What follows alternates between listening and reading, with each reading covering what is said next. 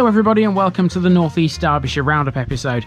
This was a tough district to cover. It has some of the largest villages in all of Derbyshire, for example Eckington and Killamarsh, as well as partially acting as Chesterfield's outer commuter belt. Everywhere you go you're met with places that seem like they're continually growing. That said, you are treated to some of the most amazing scenery out here, and particularly to the southwest. That gives you a taste of what lies ahead in the gorgeous Derbyshire Dales and Amber Valley districts. Above all, North East Derbyshire has some of the friendliest people I've encountered so far, and this has been really helpful because it means I've got a plethora of information from you all to make this video. I'll admit, most of what I covered ticked the right boxes, but some of this stuff would have looked great in the original videos. Let's see what you all gave me.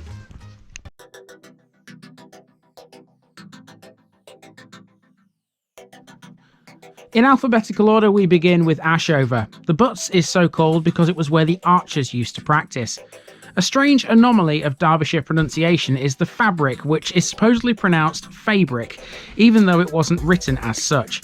A non-local like me just isn't going to know those kind of things, so I take absolutely no responsibility for how I say it in the video, but just know that to the locals, it's the fabric.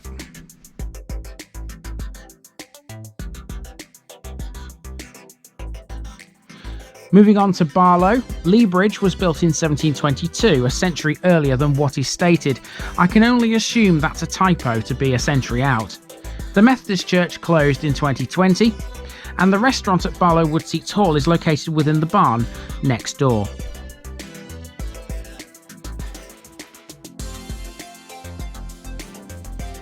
Only the one piece of information for Brackenfield, and it's to do with the dialling code. Partially, the parish is covered by the 01773 dialling code.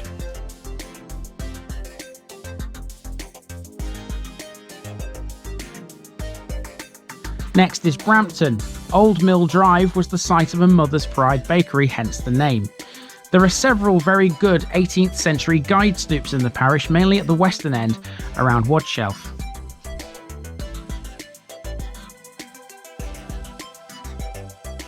Now there's quite a lot for Calow. The building I asked about on Top Road was indeed an old post office. The house next to it was a doctor's surgery from 1911 and an ARP station in World War II. The old building at the end of Blacksmith's Lane was the old blacksmith's shop. Along Bowl Hill there used to be a windmill that burnt down on a Good Friday many moons ago. A local story tells that a miller had been milling on a religious day of rest. On Dark Lane there's a blue brick wall that's actually the top of a railway bridge that carried the road over the LDECR railway, originally from Chesterfield Marketplace to Lincoln, the same line I traversed in Fleborough using Hannah's bike. The cutting is now all infilled and completely gone, and not too far away from there was also Duckmanton Tunnel. The cutting is infilled from Calow End.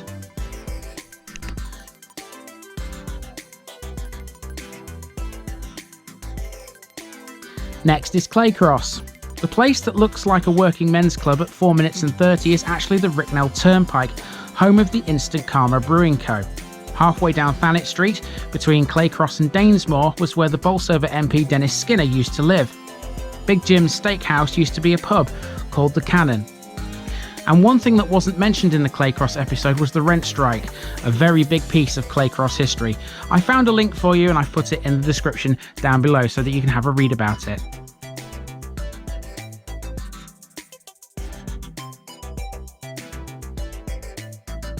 Just the one piece of information for Dronfield, and that's to do with Reeks Lane, which is pronounced as Rakes Lane by the locals.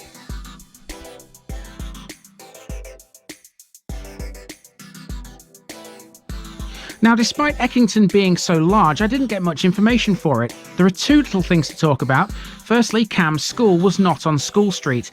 I got confused by the old schoolhouse on the corner. Cam's school was originally off Church Street, and the original building still stands.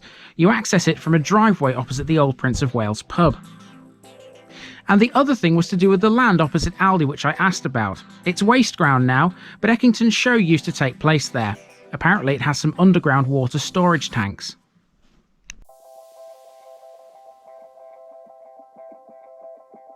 Next is Grassmore, Hasland and Winsick.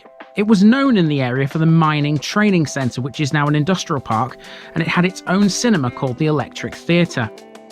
It's important to note that the Avenue coking plant is not part of the country park, and I did allude to that in the Wingerworth episode, because that's where you can find it.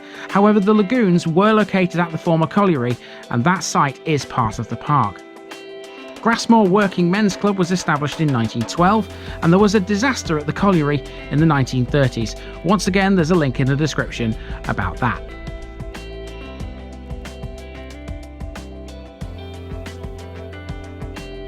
Next is Heath and Homewood. Where Park Road reaches the A6175, that's the site of an old railway station. Park Road used to be called William Thorpe Pit Lane, which led down, of course, to William Thorpe Colliery. Behind the Homewood Memorial Gardens is the site of the original Homewood Colliery. The remains of the church were right in the path of the proposed HS2 train tracks, but now, of course, with HS2's plans scrapped, the church and graveyard will remain as they are. In the old church, there are the remains of a rotting beam on the floor. That is the old beam from over the door and is apparently over 500 years old.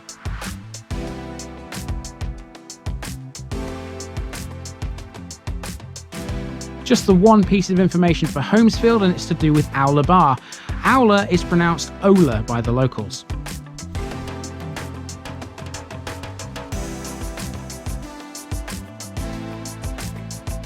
Holymoorside and Walton is next. My original source stated Little Blackpool as being close to the school.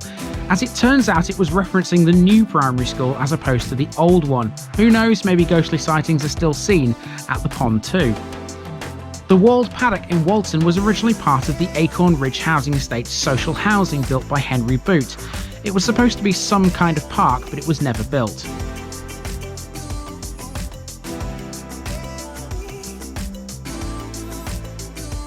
Moving on to Killamarsh. During the car journey, the Sheepcote Road area is known as White City, and after this I turned left onto what's known as the Wimpy Estate. The internet sometimes holds very outdated information. An item in point is the information given about the buses to Rotherham. There haven't been any directly for many years, and websites also don't mention the direct buses to both Barlow and Calow.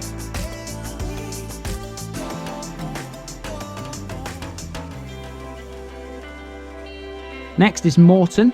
The care home has some old derelict buildings that were part of an old orthopaedic ward from when it was a hospital. The building near the road was the isolation unit for tuberculosis and scarlet fever. They also took diphtheria patients many years ago too. And the school also has an air raid shelter under the field.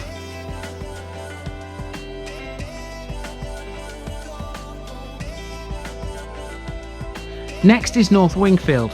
Deancourt School was always pronounced by the locals as Danecourt. The Alice's View Centre and Alice's View, which it's situated upon, was named after the lady who owned the local chip shop, who died around 30 years ago and used to serve people without a teeth in. There's an ancient road sign opposite the Gate Inn on Little Morton Road. There's also a time capsule under the monument on the green, much like there was in Wessington. The Working Men's Club is thought to be haunted due to strange noises and chairs being moved off tables during the night.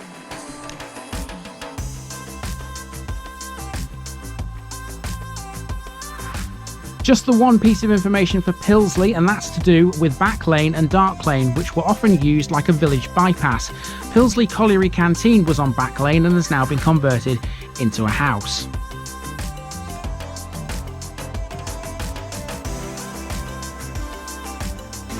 Next is the very large Shirland and Higham. To get to the blocks, you would go down what is now the industrial estate, turning left down a little path to where the brook is located. They were on the land on the other side of that brook. Close to St Leonard's Church is an area that I didn't walk around, a residential area which includes Park Lane, Main Road and St Leonard's Place. In Stonebroom, speeding is a common issue. However, there's a lack of people willing to operate speed cameras here.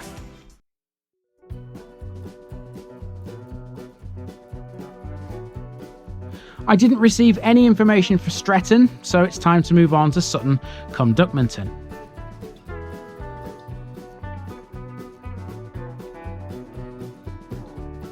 Sutton cum Duckmanton, we start with Arkwright Town. Those who lived in the old village had first choice of the new houses. This comes from a local. Duckmanton natives have a strange pronunciation of Duckmanton. There's no emphasis on any of the syllables, so rather than Duckmanton with the emphasis on the A, it's actually pronounced Duckmunton, and this was how I pronounced it in the Staveley video.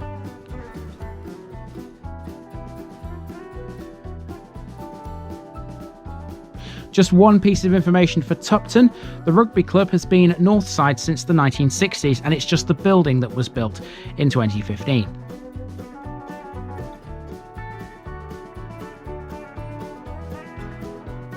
Moving on to Temple Normanton, Terry Sykes, a man who has 6 England schoolboys caps to his name, was a top footballer back in the day, and he lives in Temple Normanton.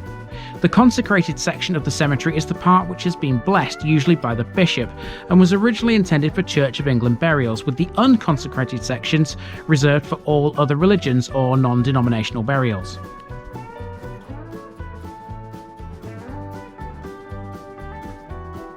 Moving on to Unstone. The Unstone line is allegedly haunted. Walking along it, sometimes you can hear a train going by.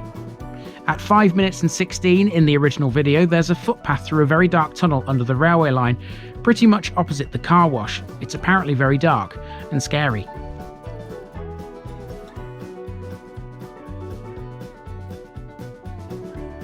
I have no information for Wessington, so that just leaves us with Wingerworth.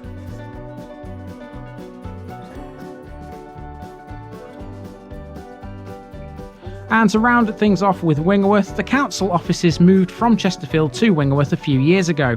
The old council buildings are still stood empty.